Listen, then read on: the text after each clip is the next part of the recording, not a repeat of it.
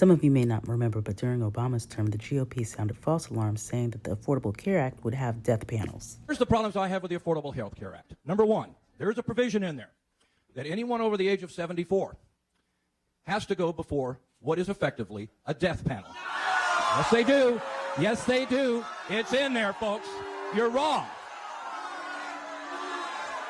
Okay, children. All right, children. Yet critics continue to claim the government is trying to push for euthanasia. They're doing a Trojan horse to try and keep old people from living longer. You really believe that? You do believe that? Yes, I believe that this bill is science... deadly to seniors.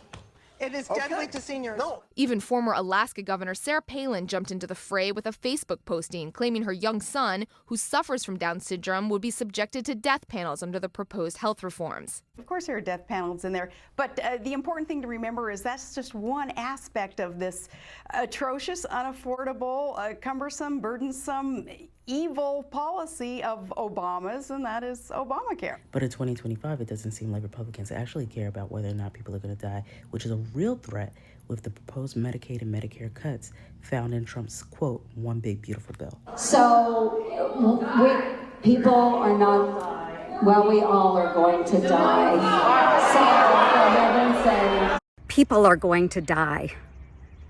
And I made an incorrect assumption that everyone in the auditorium understood that, yes, we are all going to perish from this earth. So I apologize. And I'm really, really glad that I did not have to bring up the subject of the tooth fairy as well.